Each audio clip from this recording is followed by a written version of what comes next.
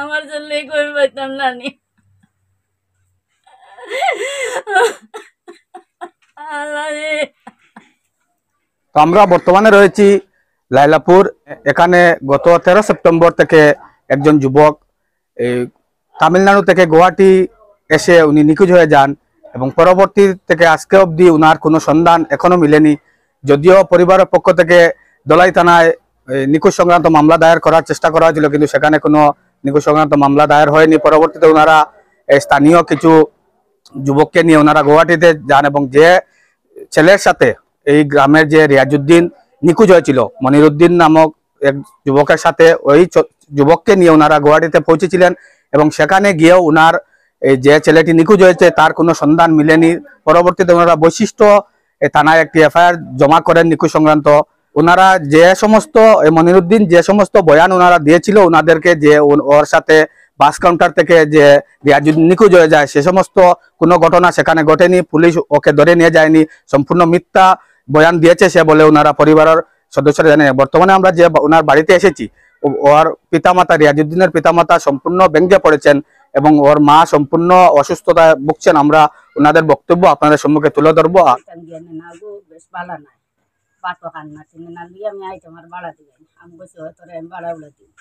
আমি টাকা 1000 লাগাইয়া দিছি তামিলনাড়ু থাকতে। তামিলনাড়ু থেকে আইয়ালে গুয়াহাটিতে লাঞ্চে বৃহস্পতিবারে গত বৃহস্পতিবারে 10:30টায় আমারে ফোন করছে। তো ফোন করে আমি কইলাম কিতা হয়েছে, আমার মোবাইলে ফোন করছে। আমি জিজ্ঞাসা আমার মোবাইলে দোকানো আমার ফুয়ার, বলে না তোমার ফুয়ার গুয়াহাটি গেছে। ও আমি কইলাম তো আমার ফুয়ার গেছে দেও না, কয়ে গে মারতে না, বললাম দেও তোর হাতা।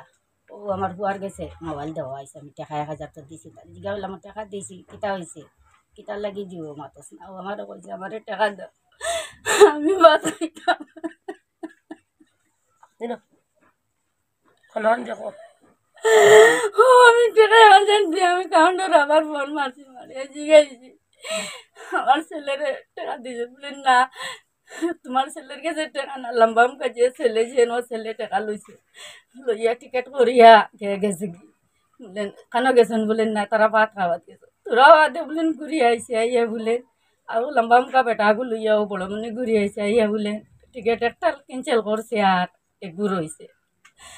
ও তো আর নাই আমার ফুয়া, আমি আর তো কইয়া হয় না। আমি তারে বিরিবার কইলাম আমারে তোরা মাতাই দেও না তারে।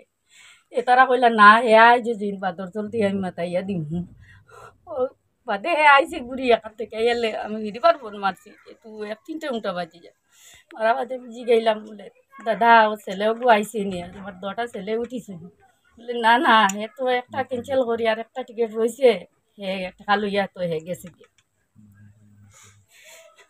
আমার সন্দেহ আমার তাড়ি আমার বুয়া হে কিতা করি লাইছে, আমি মা জানতাম মানে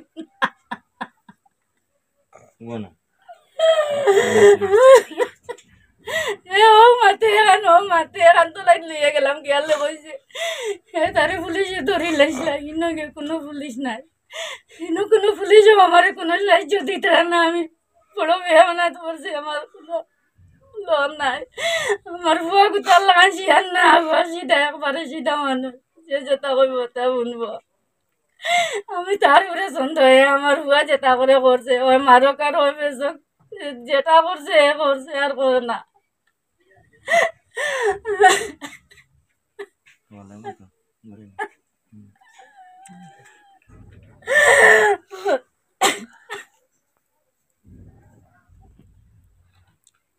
বলে কিয়র তোরে পুলিশে লইয়া গেছে না কিয়র কিতা, তুই ন পয়সা করে লইয়া গেছ কি কেন সাক্ষী আছে তারা গেছে। আমার কম দিকে গু আছে পুলিশে সাক্ষী জানি গুয়াহাটি পুলিশে তারা গেছে সাক্ষী দিছ।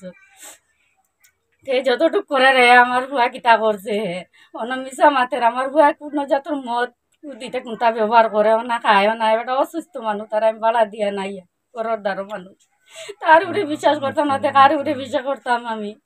নয় যদি আমার ভুয়া যদি নিয়ে বেশি লাই কোনটা করে কেন তো কয় না, খালি ও মাতে এখান ও মাতে এখান ও মাতে এখান উল্টা উল্টি মাত মাতে। ওইলা দিন যাইবার দিন গুয়াহাটিত কইছে আমি গিয়াও লইয়া আইম গিয়া কইয়া না তানার থেকে বাড়াইছে।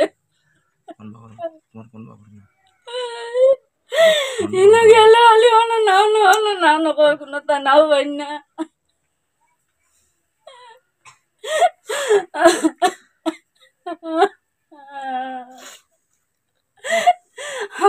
দেখে কোনো পুলিশও আমার জবাবপত্র না তোলার থানা ততবারকে রিকোয়েস্ট করলাম আমার মামি অলিরে লইয়া লালাপুরের থানা তোলা ম্যাডামের লোক মারতাম পারি না বুঝা বুঝা মাতিছি তবু আমার একটা সাইড দিতে না কোনো আমার জন্য কই পাইতাম না নি আরে দরিয়া নি আমারও কইছেন না বলেন তারে কিতা জিজ্ঞা করলাম না বললা তারে আবারও ছাড়ি দিলা